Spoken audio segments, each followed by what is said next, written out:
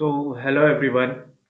So last class में हमने lecture number 5 complete किया था। ठीक है। लेक्चर नंबर 5 कंप्लीट किया था जिसमें हमने मोनोप्रोटोनेशन के बारे में पढ़ा था। फिर उसके बाद हमने देखा था कि जो सॉल्वेंट है उसका न्यूक्लियोफिलिसिटी पे क्या इफेक्ट पड़ता है। ठीक है। सो सॉल्वेंट हमने दो टाइप के पढ़े थे, polar solvent and non polar solvent. ठीक है। और फिर उसके बाद मैंने बताया था कि पोलर सॉल्वेंट पोलर एप्रोटिक भी होता है और पोलर प्रोटिक भी होता है। ठीक है। फिर हमने बात करी थी पोलर प्रोटिक सॉल्वेंट की, पोलर प्रोटिक सॉल्वेंट। और पोलर प्रोटिक सॉल्वेंट हमने देखा था कि ये कैटायन और एनायन दोनों को सॉल्वेट करता है। फिर उसके बाद हमने बात करी थी पोलर एप्रोटिक सॉल्वेंट की। और जो पोलर एप्रोटिक सॉल्वेंट होता है ये सिर्फ और सिर्फ कैटायन को सॉल्वेट करता है, जो एनायन है उसको सॉल्वेट नहीं करता है। ठीक है। फिर मैंने आपके लिए ये क्वेश्चन भी दे रखा था, आई होप आपने ये कर लिया होगा। फिर लास्ट में मैंने आपको बताया था हार्ड एंड सॉफ्ट न्यूक्लियोफाइल। ठीक है। तो मैंने आपको बताया था कि जो सॉफ्ट न्यूक्लियोफाइल होते हैं इसका मतलब आप ये समझो कि वो इजीली क्या करता है, डोनेट करता है इलेक्ट्रॉन को। ठीक है। तो देखो, अगर हम साइज की बात करते हैं तो अगर हमारा साइज क्या है, लार्ज है, तो इसका मतलब है कि वो इजीली करेगा, इलेक्ट्रॉन को डोनेट करेगा। ठीक है। पोलराइजेशन, आपको मैंने बताया था कि जो पोलराइजेशन है ये साइज के डायरेक्टली प्रोपोर्शनल होता है। अगर साइज बड़ा है तो पोलराइजेशन ज्यादा हो जाएगा। ठीक है। अगर हमारा साइज क्या है, लार्ज है, तो पोलराइजेशन क्या हो जाएगा, हाई हो जाएगा। फिर मैंने आपको बताया था इलेक्ट्रोनेगेटिविटी। ठीक है। जितनी कम इलेक्ट्रोनेगेटिविटी होगी वो इजीली इलेक्ट्रॉन को डोनेट करेगा। ठीक है। जितनी ज्यादा इलेक्ट्रोनेगेटिविटी होगी तो वो इलेक्ट्रॉन को अपनी तरफ खींचेगा। तो इसका मतलब है, जब वो ज्यादा अपनी तरफ खींचेगा तो इसका मतलब क्या हुआ कि वो इजीली इलेक्ट्रॉन को डोनेट नहीं करेगा। ठीक है। फिर इलेक्ट्रॉन को अगर हम डोनेट कर रहे हैं तो उसका जो होमो की एनर्जी है, होमो की एनर्जी क्या होनी चाहिए, हाई होनी चाहिए। ठीक है। तो जिसकी एनर्जी ज्यादा होती है, जिसकी होमो की एनर्जी क्या होती है, ज्यादा होती है, वो अपना इलेक्ट्रॉन इजीली डोनेट कर देता है। तो सॉफ्ट न्यूक्लियोफाइल हम किसे कहेंगे, जिसका साइज क्या होता है, लार्ज होता है, पोलराइजेशन जिसमें ज्यादा होती है, इलेक्ट्रोनेगेटिविटी जिसकी कम होती है, और एनर्जी ऑफ होमो क्या होती है, हाई होती है। न्यूक्लियोफाइल का जस्ट अपोजिट क्या है हमारा, हार्ड न्यूक्लियोफाइल। हार्ड न्यूक्लियोफाइल का जो साइज है वो स्मॉल होता है, पोलराइजेशन भी क्या होता है, कम होता है, इलेक्ट्रोनेगेटिविटी हाई होती है, और एनर्जी ऑफ होमो ये क्या होता है, लो होता है। तो मेरे ख्याल से हार्ड और सॉफ्ट का ये जो डिफरेंस है ये आपको समझ में आ गया होगा। अब मैं आपको एक दो क्वेश्चन देता हूँ। ठीक है। आपको बताना है किसकी सॉफ्टनेस ज्यादा है। ठीक है। कौन सा न्यूक्लियोफाइल ज्यादा सॉफ्ट है। तो जैसे एग्जांपल लेते हैं हम, एफ नेगेटिव, ठीक है, C L negative, B R negative, और आयोडीन, ठीक है, आई नेगेटिव। आपको सॉफ्टनेस का ऑर्डर बताना है। ठीक है। आपको क्या बताना है, सॉफ्टनेस का ऑर्डर बताना है।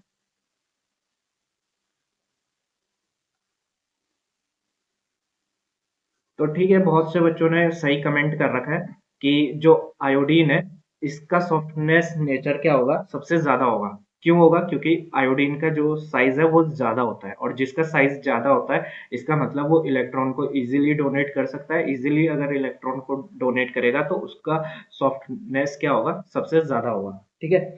एक और एग्जांपल मैं आपको देता हूँ। ठीक है। एक और क्वेश्चन है आपके लिए। जैसे कि हमारे पास क्या है, R3N, R3N और R3P। ठीक है। इसमें आपको बताना है कि कौन सॉफ्टनेस ज्यादा है, किसकी सॉफ्टनेस ज्यादा है ये आपको बतानी है। ठीक है। सॉफ्टनेस का ऑर्डर आपको बताना है। ठीक है। तो जैसा कि आप सभी को पता है कि जो नाइट्रोजन का साइज है वो छोटा होता है और जो फास्फोरस का साइज है वो बड़ा होता है। तो जिसका साइज बड़ा होगा उसकी सॉफ्टनेस क्या हो जाएगी, ज्यादा हो जाएगी। तो यहाँ पे R3P की सॉफ्टनेस क्या हो जाएगी, ज्यादा हो जाएगी। जो R3N है ये हमारा बॉर्डर लाइन केस होता है। ठीक है। बॉर्डर लाइन केस होता है, एक तो होता है हमारा सॉफ्टनेस, एक बॉर्डर लाइन केस, और एक होता है हार्डनेस। लेकिन यहाँ पे अगर हम इन दोनों की बात करें तो R3P हमारा ज्यादा सॉफ्ट होगा और R3N क्या हो जाएगा, हमारा हार्ड हो जाएगा। ठीक है। जो हार्डनेस और सॉफ्टनेस की बात करते हैं वो हम हमेशा किन्हीं दो के बीच में, या मतलब सिंगल हम इनकी बात नहीं कर सकते। अगर मैं सिंगल पूछूं, ठीक है, अगर मैं सिंगल पूछता हूँ कि ये हमारा हार्ड है या सॉफ्ट है, तो हम नहीं बता सकते हैं, ठीक है, जब तक हम किसी से कंपेयर नहीं कर रहे हैं। तो यहाँ पे हम इसकी कंपैरिजन इस R3N के साथ कर रहे हैं, तो इसीलिए हम इसको क्या बोल रहे हैं, सॉफ्ट बोल रहे हैं। अगर मैं नॉर्मली ये पूछूंगा कि ये हार्ड है या सॉफ्ट है, तो आप इसको नहीं बता सकते हो। तो हार्ड और सॉफ्ट बताने के लिए हम हमें क्या करना पड़ेगा, हमेशा कंपैरिजन करना पड़ेगा। तो मेरे ख्याल से ये आपको समझ में आ गया होगा। अब हम देखते हैं कि अल्फा इफेक्ट का क्या इफेक्ट पड़ता है हार्डनेस और सॉफ्टनेस पे। तो अल्फा इफेक्ट इंक्रीज सॉफ्टनेस, ठीक है, जो अल्फा इफेक्ट है ये सॉफ्टनेस को क्या करता है, इंक्रीज कर देता है। ठीक है, तो देखो, जैसे कि हम एक एग्जांपल लेते हैं, ठीक है, HO नेगेटिव, HO नेगेटिव, ठीक है, और दूसरा एग्जांपल हम लेते हैं HOO नेगेटिव, ठीक है। तो आप मेरे को ये बताओ किसकी सॉफ्टनेस ज्यादा है, सॉफ्टनेस का ऑर्डर बताओ, सॉफ्टनेस का ऑर्डर बताओ। ठीक है, ए की सॉफ्टनेस ज्यादा है या बी की सॉफ्टनेस ज्यादा है, ये आपको बताना है। ठीक है, तो जैसा कि आपको पता है कि हमारा जो लोन पेयर है, जो इलेक्ट्रॉन है, वो इस वाले ऑक्सीजन से डोनेट हुआ, क्योंकि ये चार्ज है, ठीक है। ये चार्ज नहीं है, जो चार्ज होता है वो क्या करता है, इजीली लोन पेयर को डोनेट करता है। यहाँ पे भी ओ नेगेटिव से क्या होगा, लोन पेयर डोनेट हुआ। लेकिन इसके अल्फा पोजीशन पे देखो, यहाँ पे ऑक्सीजन है और ऑक्सीजन के पास क्या होता है, लोन पेयर होता है। तो ऐसी स्पीसीज जिसके अल्फा पोजीशन पे अगर कोई हेटेरो एटम है और उसके पास क्या है, लोन पेयर है, तो उसकी वजह से क्या होता है, न्यूक्लियोफिलिसिटी बढ़ जाती है। इसमें अल्फा इफेक्ट लग रहा है, तो इसका मतलब है इसकी न्यूक्लियोफिलिसिटी क्या हो जाएगी, बढ़ जाएगी, ठीक है। न्यूक्लियोफिलिसिटी बढ़ जाएगी तो इसका मतलब है कि ये इलेक्ट्रॉन को डोनेट करेगा, इलेक्ट्रॉन डोनेट इजीली, ठीक है। ये इलेक्ट्रॉन को इजीली डोनेट करेगा, और जब ये इलेक्ट्रॉन को इजीली डोनेट करेगा, तो इसकी जो सॉफ्टनेस है, इसकी जो सॉफ्टनेस है, सॉफ्टनेस, ठीक है, वो भी क्या हो जाएगी, इंक्रीज हो जाएगी। तो ए और बी में हमारे बी की सॉफ्टनेस क्या हो जाएगी, ज्यादा हो जाएगी। तो अल्फा इफेक्ट क्या करता है, सॉफ्टनेस को इंक्रीज कर देता है। अब देखो नेक्स्ट पॉइंट क्या है, नेक्स्ट पॉइंट है हमारा जो पाई बॉन्ड होता है, pi bond electron donate donor species, ठीक है। ऐसी स्पीसीज जो पाई बॉन्ड के इलेक्ट्रॉन को डोनेट करता है, उनका क्या होता है, सॉफ्ट बिहेवियर होता है, ठीक है। वो भी उनका बिहेवियर क्या होता है, सॉफ्ट होता है, ठीक है, उनकी सॉफ्टनेस क्या होती है, ज्यादा होती है। पाई डोनर इलेक्ट्रॉन स्पीसीज हम किसको कहेंगे, ठीक है। तो जैसे कि इसका एग्जांपल क्या हो जाएगा हमारा, एथीन, इसका एग्जाम्पल क्या हो जाएगा, एथीन, ठीक है। तो एथीन मॉलिक्यूल क्या करता है, यहाँ से पाई, जो पाई बॉन्ड के इलेक्ट्रॉन है इनको डोनेट कर सकता है, ठीक है। या फिर इसका एग्जाम्पल क्या हो जाएगा, बेंजीन, बेंजीन में भी पाई बॉन्ड होता है ना, ठीक है। इसका एग्जाम्पल क्या हो जाएगा, बेंजीन। या फिर हम बोल सकते हैं ब्यूटाडाइइन, ब्यूटाडाइइन, ठीक है, ये हमने बना दिया ब्यूटाडाइइन। तो जिनके पास भी क्या होता है, जो भी पाई बॉन्ड्स के इलेक्ट्रॉन को डोनेट कर सकते हैं, जो भी स्पीसीज क्या कर सकती है, पाई बॉन्ड के इलेक्ट्रॉन को डोनेट कर सकती है, उनका सॉफ्ट बिहेवियर होगा, ठीक है। इनको ऑर्डर में लगाने की जरूरत नहीं है, बस आप ये समझो कि इन सभी का क्या है, सॉफ्ट बिहेवियर है। इनको ऑर्डर में लगाने के लिए कोई नहीं पूछने वाला, ठीक है। इन सभी का बिहेवियर क्या है, सॉफ्ट है, ये सारे सॉफ्टनेस वाले हैं, ठीक है, सॉफ्टनेस न्यूक्लियोफाइल है। चलो अब यहाँ पे नेक्स्ट पॉइंट की बात करते हैं, जहां पे भी क्या होगा, चार्ज का डिस्पर्जन होगा, है ना, उसकी वजह से क्या होगा, सॉफ्टनेस इंक्रीज हो जाएगी। Charge dispersion increase, increase the softness, increase the softness, ठीक है। बस यहाँ पे सही लिखा हुआ था, मैंने गलत ही काट दिया, यहाँ पे सही लिखा हुआ है, ठीक है। तो यहाँ पे क्या लिखा हुआ है, यहाँ पे देखो, चार्ज डिस्पर्जन इंक्रीज, जैसे ही चार्ज डिस्पर्जन क्या होगा, इंक्रीज होगा, देन सॉफ्टनेस इंक्रीज, ठीक है। तो सॉफ्टनेस क्या हो जाएगी, इंक्रीज हो जाएगी। अब यहाँ पे देखो, यहाँ पे हमने एक एग्जांपल ले रखा है F नेगेटिव और I नेगेटिव। अगर मैं आपसे पूछता हूँ कि सॉफ्टनेस किसकी ज़्यादा है, तो आप बोलोगे कि I नेगेटिव की सॉफ्टनेस ज़्यादा है क्योंकि इसका साइज़ बड़ा है। जिसका साइज़ बड़ा होता है उसकी सॉफ्टनेस ज़्यादा होती है। लेकिन यहाँ पे एक और चीज़ समझो, यहाँ पे जो नेगेटिव चार्ज है, यहाँ पे जो नेगेटिव चार्ज है, ठीक है? फ्लोरीन में जो नेगेटिव चार्ज है, इसका डिस्पर्जन थोड़ा-सा ही हो रहा है, इतने एरिया में हो रहा है, ठीक है? तो इसका डिस्पर्जन ज़्यादा नहीं है, लेकिन ये जो नेगेटिव चार्ज है, इसका डिस्पर्जन देखो ये कितने बड़े एरिया में ये फैला हुआ है, ठीक है? तो डिस्पर्जन का मतलब है कि कितना ज़्यादा वो फैला हुआ है। जितना ज़्यादा वो फैला हुआ होगा, उसकी सॉफ्टनेस उतनी ज़्यादा इंक्रीज़ हो जाएगी, ठीक है? तो यहाँ पे देखो, यहाँ पे एक और एग्ज़ाम्पल हमने ले रखा है, OR नेगेटिव, OR नेगेटिव और यहाँ पे क्या है, R कार्बन के साथ डबल बॉन्ड O, फिर सिंगल बॉन्ड O नेगेटिव, ठीक है? तो अगर मैं पूछता हूँ कि सॉफ्टनेस किसकी ज़्यादा है, तो यहाँ पे देखो ऑक्सीजन के पास नेगेटिव चार्ज है और यहाँ पे भी ऑक्सीजन के पास नेगेटिव चार्ज है, ठीक है? तो ये जो ऑक्सीजन है ये क्या करेगा, अपने इलेक्ट्रॉन को डोनेट करेगा और दोनों का साइज़ अगर बात करते हैं इस वाले ऑक्सीजन का साइज़ और इस वाले ऑक्सीजन का साइज़, तो दोनों का साइज़ भी क्या है, बराबर है। तो अगर मैं यहाँ पूछता हूँ कि कौन हार्ड है, कौन सॉफ्ट है, तो आप नहीं बता पाओगे, ठीक है? अगर आपने ये वाला पॉइंट नहीं पढ़ा होता, तो आप इसमें नहीं बता सकते थे कि कौन हार्ड है, कौन सॉफ्ट है। लेकिन यहाँ पे देखो, यहाँ पे क्या हो रहा है, ये नेगेटिव चार्ज यहाँ पे शिफ्ट हो जाएगा और ये नेगेटिव चार्ज ऑक्सीजन पे चले जाएगा, ठीक है? तो ये वाला जो स्ट्रक्चर है, ये वाला स्ट्रक्चर अब किस तरीके से हो जाएगा, यहाँ पे आ जाएगा डबल बॉन्ड और यहाँ पे सिंगल बॉन्ड और ऑक्सीजन पे आ जाएगा नेगेटिव चार्ज, ठीक है? अगर इसका रेजोनेंस हाइब्रिड स्ट्रक्चर बनाता हूँ, ठीक है? अगर मैं इसका रेजोनेंस हाइब्रिड स्ट्रक्चर बनाता हूँ, तो कुछ इस तरीके से बना सकता हूँ। यहाँ पर ऑक्सीजन, यहाँ पे ऑक्सीजन और इन दोनों में क्या हो रहा है, नेगेटिव चार्ज फैला हुआ है, ठीक है? तो यहाँ पे देखो, यहाँ पे जो नेगेटिव चार्ज है ये सिर्फ और सिर्फ ऑक्सीजन के पास है, ठीक है? ये कहीं पे फैला हुआ नहीं है। लेकिन यहाँ पे देखो, ये जो नेगेटिव चार्ज है कभी इस वाले ऑक्सीजन पे जा रहा है, कभी इस वाले ऑक्सीजन पे जा रहा है, ठीक है? तो यहाँ पे देखो, इस वाले ऑक्सीजन पे है तो यहाँ पे इस वाले ऑक्सीजन पे नेगेटिव चार्ज और इस वाले ऑक्सीजन पे है तो यहाँ पे नेगेटिव चार्ज। तो ये नेगेटिव चार्ज क्या है, यहाँ पे फैला हुआ है।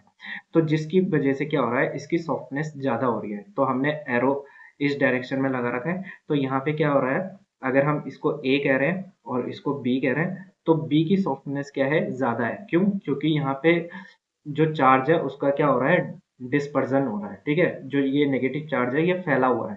तो इसकी वजह से क्या हो रहा है, इसकी सॉफ्टनेस इंक्रीज हो जा रही है। अब यहाँ पे देखो, दूसरा एग्जाम्पल देखो यहाँ पे, ठीक है? यहाँ पे दूसरा एग्जाम्पल देखो। तो यहाँ पे जो है, ये अगर कार्बन पे क्या है, लोन पेयर है, ठीक है? कार्बन अगर अपना लोन पेयर को डोनेट कर रहा है, तो मैंने आपको बताया था इसको हम क्या बोलेंगे, सी डोनर कहेंगे, ठीक है? अगर ये लोन पेयर यहाँ पर शिफ्ट हो जाते हैं और ये पाई बॉन्ड ऑक्सीजन पे चले जाता है, तो ऑक्सीजन पे क्या आ जाएगा, नेगेटिव चार्ज आ जाएगा। तो इसका हमने रेजोनेटिंग स्ट्रक्चर बना रखा है। अब क्या है, ऑक्सीजन पे नेगेटिव चार्ज है, तो इसमें ऑक्सीजन क्या कर रहा है, अपने लोन पेयर को डोनेट कर रहा है। तो यहाँ पे ऑक्सीजन लोन पेयर को डोनेट कर रहा है, इसीलिए हम इसको क्या बोल रहे हैं, ऑक्सीजन डोनर कह रहे हैं, ठीक है? जहाँ पे कार्बन इलेक्ट्रॉन को डोनेट कर रहा है तो उसको हम बोल रहे हैं सी डोनर, और जहाँ पे ऑक्सीजन इलेक्ट्रॉन को डोनेट कर रहा है तो उसको हम बोल रहे हैं ओ डोनर। अब सी डोनर हार्ड है या सॉफ्ट है, हमें ये बताना है, और ऑक्सीजन डोनर हार्ड है या सॉफ्ट है, हमको ये बताना है। तो देखो, मैंने आपको क्या बताया था, यहाँ पे मैंने आपको बताया था इलेक्ट्रॉन नेगेटिविटी। तो जिसकी इलेक्ट्रॉन नेगेटिविटी कम है, ठीक है, वो सॉफ्ट न्यूक्लियोफाइल है, ठीक है? तो यहाँ पे देखो, इलेक्ट्रॉन नेगेटिविटी का अगर हम ऑर्डर देखते हैं, तो इलेक्ट्रॉन नेगेटिविटी कार्बन और ऑक्सीजन, तो आप सभी को पता है कार्बन की इलेक्ट्रॉन नेगेटिविटी कम है। तो अगर कार्बन की इलेक्ट्रॉन नेगेटिविटी कम है, तो इसका मतलब है कि इसका जो बिहेवियर होगा वो क्या होगा, सॉफ्ट होगा, ठीक है? इसका जो बिहेवियर होगा वो क्या होगा, सॉफ्ट होगा। और यहाँ पे ऑक्सीजन की इलेक्ट्रॉन नेगेटिविटी ज्यादा है, तो ऑक्सीजन का जो बिहेवियर होगा वो क्या होगा, हार्ड होगा। तो मेरे ख्याल से कार ये जो सी डोनर है ये सॉफ्ट क्यों है और जो ओ डोनर है ये हार्ड क्यों है, ये आपको पता चल गया होगा। अब मैंने आपको बोला था कि कब कार्बन डोनर अटैक करेगा और कब ऑक्सीजन डोनर अटैक करेगा, ये हमें कैसे पता चलेगा? तो मान लो अगर हमारे पास कोई न्यूक्लियोफाइल है, सॉरी कोई इलेक्ट्रोफाइल है, ठीक है। अगर ये इलेक्ट्रोफाइल हार्ड है, अगर ये हार्ड है तो ये ऑक्सीजन से जुड़ेगा। तो अगर ये हार्ड है तो ये ऑक्सीजन से जुड़ेगा, ठीक है। तो ये किससे जुड़ेगा? हार्ड, हार्ड वाला हार्ड से जुड़ेगा, ठीक है, ऑक्सीजन से जुड़ेगा। तो हार्ड हार्ड से जुड़ेगा, ठीक है, और सॉफ्ट सॉफ्ट से जुड़ेगा, ठीक है। ये बात आपको ध्यान रखनी है। हार्ड हार्ड से जुड़ेगा, सॉफ्ट सॉफ्ट से जुड़ेगा। तो इसमें से कब कार्बन अटैक करेगा और कब ऑक्सीजन अटैक करेगा, ये हमें कैसे पता चलेगा? ये हमें पता चलेगा इलेक्ट्रोफाइल से, ठीक है। अगर हमारा इलेक्ट्रोफाइल हार्ड हुआ तो हार्ड से जुड़ेगा, अगर हमारा इलेक्ट्रोफाइल सॉफ्ट हुआ तो सॉफ्ट से जुड़ेगा। तो मेरे ख्याल से स्लाइड नंबर 45 आपको समझ में आ गया होगा। अगर कोई भी डाउट होता है तो आप क्या करोगे, कमेंट में स्लाइड नंबर लिखोगे और उसके बाद अपना डाउट लिखोगे और हमें कमेंट करोगे, ठीक है। अब यहाँ पे देखो, यहाँ पे आपके लिए एक क्वेश्चन है, ये होमवर्क क्वेश्चन है, क्वेश्चन नंबर 1, ठीक है। ये होमवर्क क्वेश्चन है। आपको क्या करना है, find soft centre, soft centre बताना है, ठीक है। ये पहला क्वेश्चन है, ठीक है। क्वेश्चन नंबर 1 का ये ए पार्ट है, ये ए पार्ट है और ये बी पार्ट है, ठीक है। आपको ये बताना है, देखो यहाँ पे कार्बन पे नेगेटिव चार्ज आ जाएगा क्योंकि यहाँ पे इसने इसके जो वैलेंस इलेक्ट्रॉन है वो कितने हैं, 5 है। 3 ये हो गए, 4 5, तो इसके पास नेगेटिव चार्ज आ जाएगा। तो यहाँ पे आपको बताना है कि कार्बन सॉफ्ट है या फिर नाइट्रोजन सॉफ्ट है। और इस वाले एग्जाम्पल में आपको बताना है कि ऑक्सीजन सॉफ्ट है या फिर नाइट्रोजन सॉफ्ट है, ठीक है। और मैं यहाँ पे एक और चीज आपको क्लियर कर देता हूँ। ये आपके माइंड में ये क्वेश्चन आएगा कि ये वाला जो ऑक्सीजन है क्या ये भी इलेक्ट्रॉन को डोनेट कर सकता है? तो इस वाले ऑक्सीजन में और इस वाले ऑक्सीजन में कोई फर्क नहीं है। अगर आप इसका रेजोनेटिंग स्ट्रक्चर बनाओगे, ठीक है, अगर आप क्या करोगे, इसका रेजोनेटिंग स्ट्रक्चर बनाओगे तो देखो ये अपने लोन पेयर यहाँ पर डोनेट करेगा, ठीक है। यहाँ पे आ जाएगा डबल बॉन्ड, मैंने यहाँ पे 3 ऑक्सीजन बना दिया है, यहाँ पे मेरे को नाइट्रोजन बनाना था, ठीक है। और ये जो डबल बॉन्ड है ये चले जाएगा ऑक्सीजन पे, तो ऑक्सीजन पे आ जाएगा नेगेटिव चार्ज, ठीक है। तो नेगेटिव चार्ज आ जाएगा तो इसके पास हो जाएंगे टोटल 7 इलेक्ट्रॉन और यहाँ पे इसके पास हो जाएंगे वैलेंस इलेक्ट्रॉन, 6 वैलेंस इलेक्ट्रॉन। तो देखो यहाँ पे ऑक्सीजन पे नेगेटिव चार्ज या फिर इस वाले ऑक्सीजन पे नेगेटिव चार्ज, दोनों एक ही बात है, दोनों में कोई फर्क नहीं है, ठीक है। तो या तो ये क्या होगा, ऑक्सीजन डोनर होगा, ओ डोनर होगा या फिर एन डोनर होगा। तो आपको ये बताना है कि ऑक्सीजन का सॉफ्ट बिहेवियर है, सॉरी, आपको ये बताना है कि ऑक्सीजन का सॉफ्ट बिहेवियर है या फिर नाइट्रोजन का सॉफ्ट बिहेवियर है। अब हम बात करते हैं इलेक्ट्रोफाइल की, ठीक है, सॉरी इलेक्ट्रोफिलिसिटी की। इलेक्ट्रोफाइल की हमने बात कर ली थी, इलेक्ट्रोफिलिसिटी अब हमने सीखना है, ठीक है। तो अगर मैं बात करता हूँ इलेक्ट्रोफाइल की, तो इलेक्ट्रोफाइल में मैंने आपको बताया था कि इलेक्ट्रॉन डिफिशियंट स्पीसीज को हम इलेक्ट्रोफाइल बोलते हैं, ठीक है। इसके पास क्या होता है, वेकेंट ऑर्बिटल होता है। तो अब ये समझो कि इलेक्ट्रोफिलिसिटी किसे कहते हैं। इलेक्ट्रोफिलिसिटी हमारा क्या होता है, tendency to accept a pair of electron, ठीक है। इलेक्ट्रॉन के पेयर को एक्सेप्ट करने की जो टेंडेंसी होती है उसको हम क्या बोलते हैं, इलेक्ट्रोफिलिसिटी कहते हैं। कौन कितनी जल्दी इलेक्ट्रॉन को एक्सेप्ट करेगा, कौन कितनी जल्दी इलेक्ट्रॉन को एक्सेप्ट करेगा, ये इसकी इलेक्ट्रोफिलिसिटी होती है, ठीक है। तो अब यहाँ पे एक चीज समझो, आपको इंडक्टिव इफेक्ट पढ़ा होगा आपने, ठीक है। इंडक्टिव इफेक्ट जैसे कि यहाँ पे मान लो कार्बन है, यहाँ पे कार्बन है और यहाँ पे कोई इलेक्ट्रॉन इलेक्ट्रोनेगेटिव एलिमेंट लगा हुआ है, ठीक है। ये इलेक्ट्रोनेगेटिव एलिमेंट क्या करेगा, कार्बन से इलेक्ट्रॉन को अपनी तरफ खींचेगा, ठीक है। जब ये इलेक्ट्रॉन को अपनी तरफ खींचेगा तो इस पे आ जाएगा पार्सली नेगेटिव चार्ज और इस पे आ जाएगा पार्सली पॉजिटिव चार्ज, ठीक है। अब इस वाले कार्बन पे क्या आ जाएगा, पार्सली पॉजिटिव चार्ज, ठीक है, इस पे भी क्या आ जाएगा, पार्शली पॉजिटिव चार्ज, क्योंकि यहाँ पे पॉजिटिव चार्ज आ चुका है। अब ये इलेक्ट्रॉन इस वाले कार्बन से खींचेगा, लेकिन इसके खींचने की टेंडेंसी थोड़ी कम होगी। ठीक है, ये जो पार्शली पॉजिटिव चार्ज है ये ज्यादा है, और यहाँ पे मैंने जो दो पॉजिटिव दिखा रखे हैं, दो डेल्टा पॉजिटिव दिखा रखे हैं, इसकी जो वैल्यू है ये कम है। ठीक है, यही चीज मैंने यहाँ पे समझ लिखी हुई है, यही चीज मैंने यहाँ पे लिखी है। अगर एक डेल्टा पॉजिटिव है तो उसकी हाई वैल्यू है। ठीक है, अगर तीन डेल्टा पॉजिटिव है तो उनकी वैल्यू क्या है, कम है। जितने ज्यादा डेल्टा उसकी वैल्यू उतनी कम। ठीक है, ये चीज मैं आपको यहाँ पे बताना चाह रहा था। अब यहाँ पे देखो, जो जितना इलेक्ट्रॉन डिफिशिएंट होगा वो उतना ज्यादा क्या करेगा, इलेक्ट्रॉन को खींचेगा। जो जितना ज्यादा इलेक्ट्रॉन डिफिशिएंट होगा वो उतना ज्यादा क्या करेगा, इलेक्ट्रॉन को अपनी तरफ खींचेगा। और जो जितना ज्यादा इलेक्ट्रॉन को अपनी तरफ खींचेगा उसकी इलेक्ट्रोफिलिसिटी क्या हो जाएगी, उतनी ज्यादा बढ़ जाएगी। तो यहाँ पे हम क्या कह सकते हैं, यहाँ पे हम कह सकते हैं कि जो इलेक्ट्रॉन डिफिशियंसी है वो डायरेक्टली प्रोपोर्शनल हो जाएगी इलेक्ट्रोफिलिसिटी की। ठीक है, देखो एक एग्जांपल देते हैं, एक एग्जांपल की हेल्प से इसको समझते हैं। मान लो यहाँ पे एक नेगेटिव चार्ज है, सॉरी यहाँ पे एक पॉजिटिव चार्ज है, और यहाँ पे क्या है, नेगेटिव चार्ज है, और यहाँ पे टू पॉजिटिव चार्ज है। ठीक है, टू पॉजिटिव चार्ज है। तो इस जो नेगेटिव चार्ज को कौन ज्यादा खींचेगा अपनी तरफ, वन अपनी तरफ ज्यादा खींचेगा या टू अपनी तरफ ज्यादा खींचेगा। तो देखो दो पे क्या है, ज्यादा पॉजिटिव चार्ज है तो ये ज्यादा पावर लगाएगा। ठीक है, एक के पास एक पॉजिटिव चार्ज है, ये कम पावर लगाएगा। तो दो टू पॉजिटिव यहाँ पे क्या करेगा, ज्यादा ज्यादा इलेक्ट्रॉन को अपनी तरफ खींचेगा। तो जितना ज्यादा पॉजिटिव चार्ज वो उतना ज्यादा क्या होगा, इलेक्ट्रॉन डिफिशिएंट होगा। ठीक है, यहाँ से देखो, यहाँ से सिर्फ एक इलेक्ट्रॉन गया होगा तभी यहाँ पे एक पॉजिटिव चार्ज आया है। यहाँ से दो इलेक्ट्रॉन गए होंगे तब यहाँ पे क्या आया है, दो पॉजिटिव चार्ज आता है। ठीक है, जो जितना ज्यादा डिफिशिएंट होगा, जिसमें जितनी ज्यादा कमी होगी, वो उतना ज्यादा क्या करेगा, नेगेटिव चार्ज को अपनी तरफ खींचेगा। तो वही चीज यहाँ पे लिखी हुई है, इलेक्ट्रॉन डिफिशियंसी डायरेक्टली प्रोपोर्शनल होता है इलेक्ट्रोफिलिसिटी को। ठीक है, मेरे ख्याल से ये चीज आपको समझ में आ गई होगी। और यहाँ पे जो नेक्स्ट पॉइंट है ये है लो एनर्जी ऑफ ल्यूमो।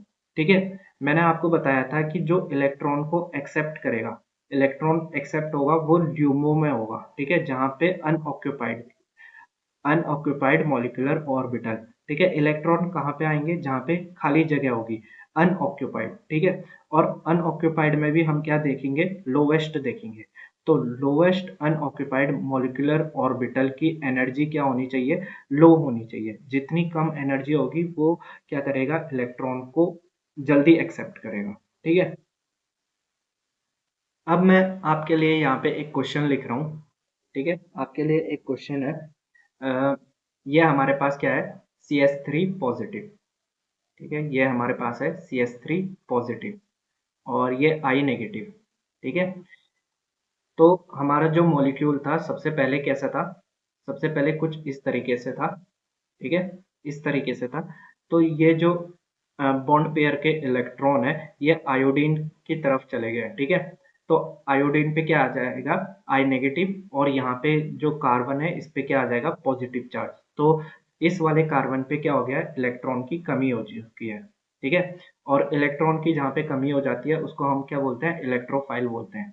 तो ये हमारा क्या है, इलेक्ट्रोफाइल है। ठीक है, अब यहाँ पे हम दूसरा एग्जाम्पल लेते हैं। यहाँ पे जो दूसरा एग्जाम्पल है वो है हमारा CS3 CH2 CH2 और इसके साथ आयोडीन। तो आपको पता है कि जो आयोडीन है ये इलेक्ट्रोनेगेटिव एलिमेंट है। ये क्या है, इलेक्ट्रोनेगेटिव एलिमेंट है, तो ये इलेक्ट्रॉन को अपनी तरफ खींचेगा। तो इस पे आ जाएगा पार्सली नेगेटिव चार्ज। यहाँ पे बॉन्ड ब्रेक नहीं हुआ है। यहाँ पे जो था, यहाँ पे मैंने आपको बताया कि बॉन्ड ब्रेक हो चुका है। ठीक है, यहाँ पे आई नेगेटिव है। ठीक है, इनके बीच में अब कोई भी बॉन्ड नहीं है, इनके बीच में कोई भी बॉन्ड नहीं है, लेकिन यहाँ पे बॉन्ड है। तो इसीलिए इस पे आया है पार्सली नेगेटिव चार्ज, और इस पे आ जाएगा पार्सली पॉजिटिव चार्ज। अब इस पे पार्सली पॉजिटिव चार्ज आ गया है तो इसके पास क्या हो गया है, इलेक्ट्रॉन की कमी हो गई है, और ये इलेक्ट्रॉन को अब कहीं ना कहीं से क्या करेगा, खींचेगा। तो ये इस वाले कार्बन से इलेक्ट्रॉन को खींचेगा और यहाँ पे आ जाएगा partially positive charge, double partially positive charge. अब मैंने आपको बताया था ये अगर एक डेल्टा है तो इसका मतलब है कि इसकी वैल्यू ज्यादा है, अगर दो डेल्टा है तो इसकी वैल्यू क्या है, कम है। ठीक है। अब आप मेरे को ये बताओ, अगर कोई न्यूक्लियोफाइल आता है, अगर कोई न्यूक्लियोफाइल आता है तो वो किस वाले कार्बन से अटैच होगा, carbon number 1, carbon number 2, carbon number 3, ये आपको बताना है। ठीक है। तो यहाँ पे देखो, ये जो न्यूक्लियोफाइल है ये कार्बन नंबर 1 से अटैच होगा। क्यों अटैच होगा कार्बन नंबर 1 से, क्योंकि इस पे क्या है, प्लस चार्ज है, इस पे प्लस चार्ज है, लेकिन इस पे पार्शली प्लस चार्ज है, आंशिक रूप से प्लस चार्ज है इसमें, लेकिन इसमें कंप्लीटली प्लस चार्ज है। तो ये ज्यादा इलेक्ट्रॉन डिफिशिएंट है, यहाँ पे इलेक्ट्रॉन की ज्यादा कमी है। तो न्यूक्लियोफाइल अगर अटैच करेगा तो वो कार्बन नंबर 1 से करेगा। उसके बाद उसके बाद ये जो न्यूक्लियोफाइल है ये कार्बन नंबर 2 से अटैच करेगा, क्योंकि देखो यहाँ पे तो कंप्लीट पॉजिटिव चार्ज है, ठीक है, कंप्लीट, लेकिन यहाँ पे क्या है, पार्शली पॉजिटिव चार्ज है। ठीक है। तो अगर या सबसे पहले किस पे अटैक करेगा ये, कार्बन नंबर 1 पे, उसके बाद कार्बन नंबर 2 पे। तो मैं यहाँ पे लिख देता हूँ, ये जो न्यूक्लियोफाइल है सबसे पहले अटैच किसके पास होगा, कार्बन नंबर 1 पे। कार्बन नंबर 1 पे क्यों होगा, क्योंकि इसमें कंप्लीटली पॉजिटिव चार्ज है। उसके बाद ये कार्बन नंबर 2 पे अटैच होगा। कार्बन नंबर 2 पे क्यों होगा, क्योंकि ये पार्शली पॉजिटिव चार्ज है। ठीक है। फिर उसके बाद कार्बन नंबर 3 पे अटैच होगा। कार्बन नंबर 3 पे क्या है, पार्शली पॉजिटिव चार्ज है, लेकिन ये जो पार्शली पॉजिटिव चार्ज है ये कम है। ठीक है। इसमें दो डेल्टा प्लस है, तो जितने ज्यादा डेल्टा उतनी उसकी वैल्यू क्या है, कम है। तो इसकी वैल्यू कम है, तो इसीलिए न्यूक्लियोफाइल इस पे लास्ट में अटैक करेगा। ठीक है। तो ये एक ऑर्डर हो जाएगा कि न्यूक्लियोफाइल कौन से वाले कार्बन पे पहले अटैक करेगा और कौन से वाले कार्बन पे बाद में अटैक करेगा। तो मेरे ख्याल से स्लाइड नंबर 48 आपको समझ में आ गया होगा। अब हम आगे बढ़ते हैं अपनी नेक्स्ट स्लाइड पे। इस वाले क्वेश्चन में आपको क्या बताना है, इलेक्ट्रोफिलिसिटी का ऑर्डर बताना है। ठीक है। ये हमारा ए कंपाउंड है, ये हमारा बी कंपाउंड है, इलेक्ट्रोफिलिसिटी का ऑर्डर बताना है। तो यहाँ पे देखो, यहाँ पे क्या है, CH2 के साथ हमारा OTS लगा हुआ है। ठीक है। टोसाइल ग्रुप लगा हुआ है। ठीक है। OTS को हमने यहाँ पे ओपन करके लिखा हुआ है। ठीक है। ऑक्सीजन के साथ सल्फर है, फिर डबल बॉन्ड ऑक्सीजन है, और फिर उसके बाद एक फिनाइल रिंग है, और CH3 मॉलिक्यूल यहाँ पे लगा हुआ है। ठीक है। ये टोसाइल ग्रुप हमारा लगा हुआ है। तो यहाँ पे देखो, इलेक्ट्रोफिलिसिटी का ऑर्डर बताना है। तो ये ऑक्सीजन क्या करेगा, सिग्मा बॉन्ड के थ्रू इलेक्ट्रॉन को अपनी तरफ खींचेगा। तो जो कार्बन है इस पे क्या आ जाएगा, डेल्टा पॉजिटिव चार्ज आ जाएगा। ठीक है। ऐसे ही बी में देखो, बी में क्या करेगा, ये ऑक्सीजन सिग्मा के थ्रू क्या करेगा, कार्बन से इलेक्ट्रॉन को खींचेगा, और पाई के थ्रू भी क्या करेगा, इलेक्ट्रॉन को अपनी तरफ खींचेगा। तो ये इस वाले कार्बन पे भी क्या आ जाएगा, डेल्टा पॉजिटिव चार्ज आ जाएगा। लेकिन आप यहाँ पे देखो, यहाँ पे जो ऑक्सीजन है ये सिर्फ और सिर्फ सिग्मा से खींच रहा है, सिग्मा बॉन्ड से इलेक्ट्रॉन को खींच रहा है। लेकिन ये वाला जो ऑक्सीजन है ये सिग्मा से भी इलेक्ट्रॉन को खींच रहा है, ये क्या कर रहा है, पाई से भी इलेक्ट्रॉन को खींच रहा है। तो यहाँ पे जो कार्बन है यहाँ से ज्यादा इलेक्ट्रॉन खींचे जा रहे हैं। ठीक है। तो यहाँ पे ज्यादा कमी आ जाएगी, और जहाँ पे ज्यादा कमी आ जाएगी तो इसका मतलब है उसकी इलेक्ट्रोफिलिसिटी क्या हो जाएगी, ज्यादा हो जाएगी। तो ए और बी में बी की क्या है, न्यूक्लियो वो इलेक्ट्रोफिलिसिटी क्या हो जाएगी, सबसे ज्यादा हो जाएगी। अब हम बात करने वाले हैं order of electrophilicity of carbonyl carbon. Order of electrophilicity of carbonyl carbon. तो सबसे पहले हम बात कर लेते हैं कार्बोनाइल कार्बन क्या होता है। ठीक है। तो कार्बोनाइल कार्बन का क्या मतलब है, कार्बोनाइल कार्बन का इस वाले कार्बन से मतलब होता है। ठीक है। इसकी हम क्या देखने वाले हैं, इलेक्ट्रोफिलिसिटी, मतलब कि यहाँ पे जो पॉजिटिव चार्ज बनेगा। ठीक है। यहाँ पे जो कार्बन पे पॉजिटिव चार्ज बनेगा, क्यों बनेगा, क्योंकि ऑक्सीजन क्या करेगा, ये लो पाई बॉन्ड के इलेक्ट्रॉन को अपनी तरफ शिफ्ट कर देगा, ठीक है। तो जब ये पाई बॉन्ड को अपनी तरफ शिफ्ट करेगा, ठीक है, तो कार्बन पे क्या आ जाएगा, पॉजिटिव चार्ज आ जाएगा, कार्बन पे पॉजिटिव चार्ज आ जाएगा। तो यहाँ पे देखो, यहाँ पे क्या हुआ है, कार्बन पे पॉजिटिव चार्ज आ जाएगा और ये जो ऑक्सीजन है इसके पास क्या आ जाएगा, नेगेटिव चार्ज आ जाएगा, ठीक है। तो कार्बोनाइल कार्बन हमारा कौन सा है, ये वाला कार्बन हमारा क्या है, कार्बोनाइल कार्बन है। इसकी हम इलेक्ट्रोफिलिसिटी देखने वाला है। तो इलेक्ट्रोफिलिसिटी का मतलब है कि ये कितना ज्यादा इलेक्ट्रॉन डिफिशिएंट है। ये जितना ज्यादा इलेक्ट्रॉन डिफिशिएंट होगा, जितना ज्यादा यहाँ पे इलेक्ट्रॉन की कमी होगी, ये उतना ज्यादा इलेक्ट्रोफिलिक होगा, ठीक है, उतना ज्यादा क्या होगा, इलेक्ट्रोफिलिक होगा। अब मैंने यहाँ पे कार्बोनाइल कार्बन की इलेक्ट्रोफिलिसिटी का ऑर्डर लिखा हुआ है, ठीक है, ऑर्डर लिखा हुआ है। तो यहाँ पे देखो, सबसे ज्यादा कार्बोनाइल कार्बन की इलेक्ट्रोफिलिसिटी किस में होती है, एसिड क्लोराइड में, ठीक है, उसके बाद एल्डिहाइड में, उसके बाद कीटोन में, उसके बाद एस्टर में, और उसके बाद एमाइड में, और सबसे कम होती है कार्बोक्सिलेट आयन में, ठीक है। इसकी हम बात करेंगे डिटेल में, नेक्स्ट स्लाइड में इसको हम डिटेल में समझेंगे। अभी यहाँ पे देखो, यहाँ पे क्या लिखा हुआ है, more positive charge more electrophilicity, मतलब कि ये जो कार्बन है इस पे जितना ज्यादा पॉजिटिव चार्ज होगा उसकी इलेक्ट्रोफिलिसिटी क्या हो जाएगी, उतनी ज्यादा हो जाएगी। मोर पॉजिटिव चार्ज का मतलब है उतना ज्यादा इलेक्ट्रॉन डिफिशिएंट, इलेक्ट्रॉन की जब जब कमी होते रहेगी, जितनी कमी होते रहेगी पॉजिटिव चार्ज बढ़ते रहेगा, और जितना पॉजिटिव चार्ज बढ़ेगा उतनी उसकी क्या हो जाएगी, उसकी उतनी ज्यादा इलेक्ट्रोफिलिसिटी हो जाएगी, ठीक है। लेस पॉजिटिव, यहाँ पे क्या आएगा, पॉजिटिव, लेस पॉजिटिव चार्ज, अगर यहाँ पे कम पॉजिटिव चार्ज है तो इसकी जो इलेक्ट्रोफिलिसिटी है वो क्या हो जाएगी, कम हो जाएगी, ठीक है। तो देखो, जितना ज्यादा पॉजिटिव चार्ज उतनी ज्यादा इलेक्ट्रोफिलिसिटी, और जितना कम पॉजिटिव चार्ज उतनी कम इलेक्ट्रोफिलिसिटी, ठीक है। अब हम इसको डिटेल में समझते हैं, अब हम इसको क्या करते हैं, डिटेल में समझते हैं।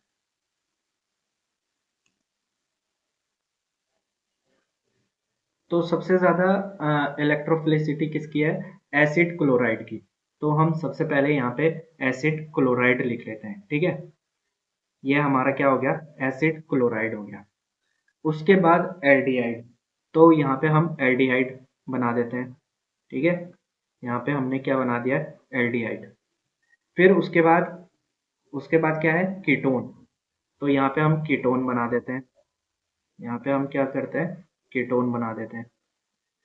उसके बाद उसके बाद आएगा एस्टर, तो हम यहाँ पे एस्टर कर देते हैं, ठीक है। यहाँ पे हम क्या कर देते हैं, एस्टर कर देते हैं। फिर उसके बाद एमाइड, इसके बाद हम क्या करेंगे, यहाँ पे एमाइड बना देते हैं, ठीक है। यहाँ पे हम एमाइड बना देते हैं। उसके बाद कार्बोक्सिलेट आयन, कार्बोक्सिलेट आयन, अब हम यहाँ पे कार्बोक्सिलेट आयन बना देते हैं, ठीक है। और यहाँ पे क्या लिखा हुआ है, इलेक्ट्रोफिलिसिटी का ऑर्डर, ठीक है। सबसे ज्यादा इलेक्ट्रोफिलिसिटी एसिड क्लोराइड की होती है, तो सबसे ज्यादा इसकी, फिर एल्डिहाइड की, ठीक है, एल्डिहाइड के बाद कीटोन की, उसके बाद कीटोन की, कीटोन के बाद एस्टर की, कीटोन के बाद एस्टर, ठीक है, एस्टर के बाद एमाइड, एस्टर के बाद एमाइड, और एमाइड के बाद कार्बोक्सिलेट आयन, ठीक है। तो ये हमने ऑर्डर लिख दिया है किसका, इलेक्ट्रोफिलिसिटी, कार्बोनाइल कार्बन, ठीक है। हम किस वाले कार्बन की बात कर रहे हैं, इस वाले कार्बन की इलेक्ट्रोफिलिसिटी की बात कर रहे हैं। तो इलेक्ट्रोफिलिसिटी ऑर्डर हमने यहाँ पे लिख दिया है।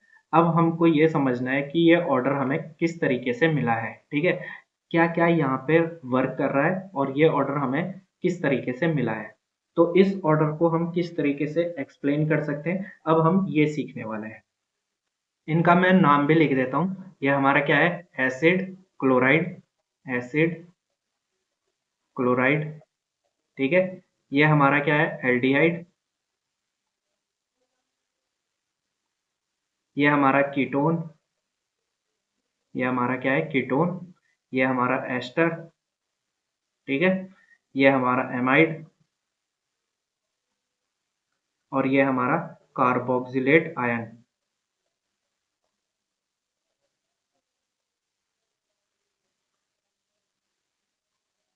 अब देखो, एसिड क्लोराइड की बात हम बाद में करेंगे, ठीक है, इसको हम थोड़ी देर के लिए छोड़ रहे हैं, इससे आगे की बात करते हैं, ठीक है, इसकी बात थोड़ी देर बाद करेंगे, इससे आगे की बात करते हैं। तो देखो, एल्डिहाइड, एल्डिहाइड में देखो यहाँ पे C डबल बॉन्ड O है, यहाँ पे R है। कीटोन में भी क्या है, C डबल बॉन्ड O है, R है, ठीक है। एस्टर में भी डबल बॉन्ड O है, R है। एमाइड में भी डबल बॉन्ड O है, फिर R है। कार्बोक्सिलेट आयन में भी डबल बॉन्ड O है और R है। और इसी तरीके से एसिड क्लोराइड में भी क्या है, डबल बॉन्ड O है और फिर सिंगल बॉन्ड R है, ठीक है। तो ये वाली चीज, ठीक है, डबल बॉन्ड ऑक्सीजन और सिंगल बॉन्ड आर ग्रुप, तो ये तो सभी में क्या है, कॉमन है, ठीक है, ये सब में है। फर्क क्या है, यहाँ पे क्लोरीन है, यहाँ पे हाइड्रोजन है, यहाँ पे आर ग्रुप है, मिथाइल ग्रुप, यहाँ पे ओ आर है, ठीक है, यहाँ पे NR2 है और यहाँ पे O नेगेटिव है। ये क्या है, ये फर्क है, ठीक है। तो जो हाइड्रोजन होता है, ना तो ये इलेक्ट्रॉन को देगा, ना तो ये इलेक्ट्रॉन को लेगा, ठीक है, ना तो इलेक्ट्रॉन को दे रहा है, ना तो इलेक्ट्रॉन को ले रहा है, ठीक है। तो कार्बन पे क्या आ जाएगा, डेल्टा पॉजिटिव चार्ज आ जाएगा। क्यों? क्योंकि ये जो ऑक्सीजन है, ये पाई बॉन्ड के इलेक्ट्रॉन को अपनी तरफ शिफ्ट करेगा और इस पे क्या आ जाएगा, पार्सली नेगेटिव चार्ज, ठीक है। तो अब देखते हैं एल्डिहाइड और कीटोन का कंपैरिजन। एल्डिहाइड और कीटोन का कंपैरिजन, कीटोन में यहाँ पे आर ग्रुप है। आर ग्रुप का मतलब आप ये समझो, CH3 लगा हुआ है, ठीक है, CH3 ग्रुप यहाँ पे लगा है। तो ये CH3 ग्रुप क्या करेगा, ये प्लस आई इफेक्ट शो करेगा, ठीक है। अभी हमने प्लस आई इफेक्ट नहीं पढ़ रखा है, ठीक है, इंडक्टिव इफेक्ट नहीं पढ़ रखा है। अभी हम जैसे जैसे आगे बढ़ेंगे इंडक्टिव इफेक्ट को सीख लेंगे, ठीक है। तो फिलहाल आप ये समझो कि ये जो CH3 है, ये क्या करेगा, प्लस आई इफेक्ट शो करेगा। और प्लस आई इफेक्ट जो शो करता है, इसका मतलब वो इलेक्ट्रॉन को क्या करता है, डोनेट करता है। तो ये सिग्मा बॉन्ड के थ्रू क्या करेगा, इलेक्ट्रॉन को देगा, ठीक है, किसको देगा, कार्बन को। तो जो कार्बन का पॉजिटिव चार्ज है, यहाँ पे पार्शली पॉजिटिव चार्ज था, वो कम हो जाएगा, ठीक है, क्योंकि इलेक्ट्रॉन इसको मिल रहे हैं। तो ये जो पार्शली पॉजिटिव चार्ज है, ये कम हो जाएगा। अगर ये पार्शली पॉजिटिव चार्ज क्या हो गया है, कम हो गया है, तो इसकी इलेक्ट्रोफिलिसिटी एल्डिहाइड से क्या हो जाएगी, कम हो जाएगी। तो मेरे ख्याल से एल्डिहाइड और कीटोन में आपको समझ में आ गया होगा, ठीक है। अब बात करते हैं कीटोन और एस्टर की, कीटोन और एस्टर की।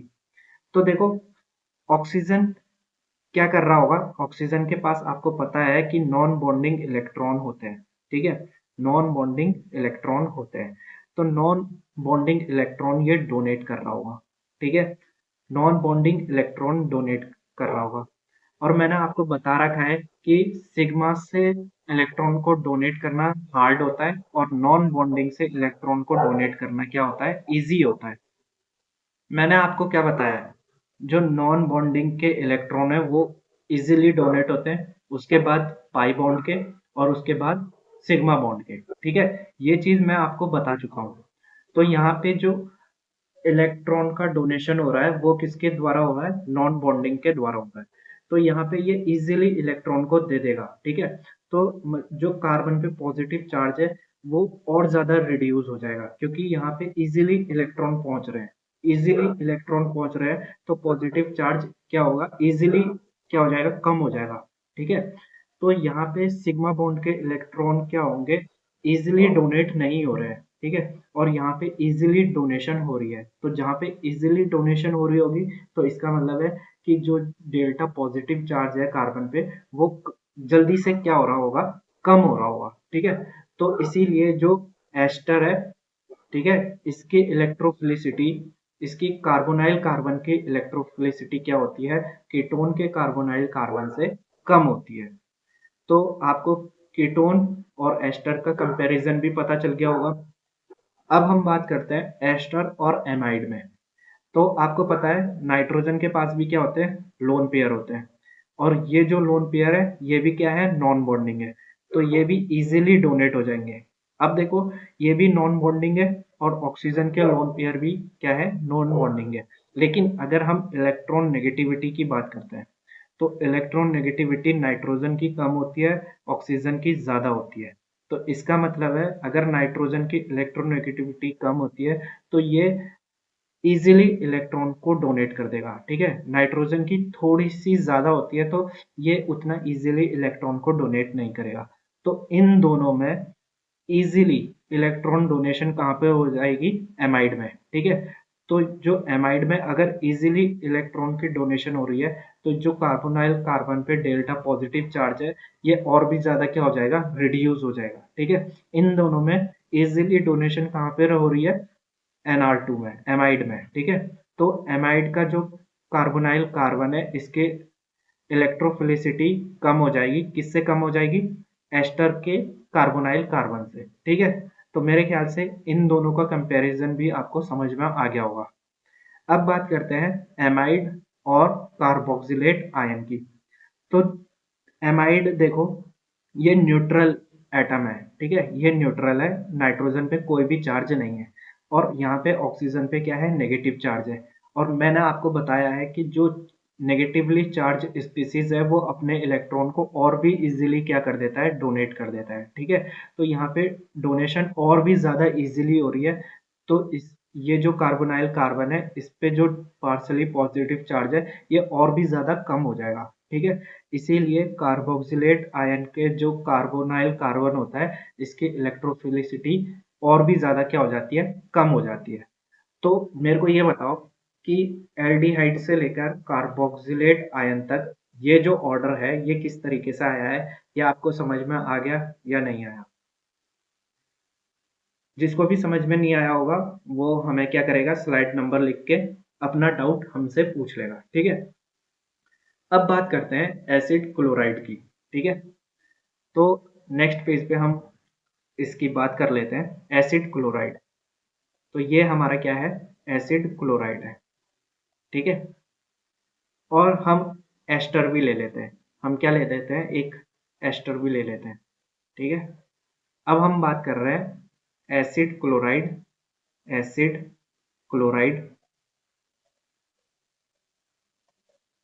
और एस्टर की। ठीक है, तो आपको पता है कि एसिड क्लोराइड की इलेक्ट्रोफिलिसिटी क्या होती है? कार्बोनाइल कार्बन की इलेक्ट्रोफिलिसिटी ज्यादा होती है, एस्टर की क्या होती है? कम होती है। तो इलेक्ट्रोफिलिसिटी ऑर्डर तो ये होने वाला है, ये चीज तो आपको पता है। ठीक है, अब इस चीज को एक्सप्लेन किस तरीके से करा जाएगा? तो यहाँ पे देखो, यहाँ पे जो क्लोरीन है, यहाँ पे ये जो क्लोरीन है ये माइनस आई इफेक्ट शो करेगा। ठीक है, ये जो क्लोरीन है ये माइनस आई इफेक्ट शो करेगा। माइनस आई इफेक्ट क्यों शो करेगा? क्योंकि क्लोरीन की इलेक्ट्रोनेगेटिविटी क्या होती है? कार्बन से ज्यादा होती है, तो ये इलेक्ट्रॉन को अपनी तरफ खींचेगा। ठीक है, ऑक्सीजन की भी इलेक्ट्रोनेगेटिविटी ज्यादा होती है, ये भी क्या करेगा? माइनस आई इफेक्ट शो करेगा, ये भी इलेक्ट्रॉन को अपनी तरफ खींचेगा। यहाँ पे कार्बन पे डेल्टा पॉजिटिव चार्ज है, ये हमको पता ही है पहले से। ठीक है, और ऑक्सीजन पे डेल्टा नेगेटिव चार्ज है, ये भी हमको पता है। तो अगर यहाँ से इलेक्ट्रॉन खींचे जा रहे हैं तो यहाँ पे इलेक्ट्रॉन की और ज्यादा कमी हो जाएगी। इलेक्ट्रॉन की और ज्यादा कमी हो जाएगी तो यहाँ पे और ज्यादा पॉजिटिव चार्ज हो जाएगा। पॉजिटिव चार्ज और ज्यादा हो जाएगा तो इसका मतलब इलेक्ट्रोफिलिसिटी क्या हो जाएगी? और भी ज्यादा हो जाएगी। ऐसे ही यहाँ पे भी इलेक्ट्रॉन खींचे जा रहे हैं तो यहाँ पे जो पॉजिटिव चार्ज है ये और ज्यादा बढ़ जाएगा, और ज्यादा यहाँ पे इलेक्ट्रॉन की कमी हो जाएगी, और ज्यादा क्या हो जाएगा? यहाँ पे पॉजिटिव चार्ज बढ़ जाएगा। ठीक है, दोनों कंडीशन इक्वल है।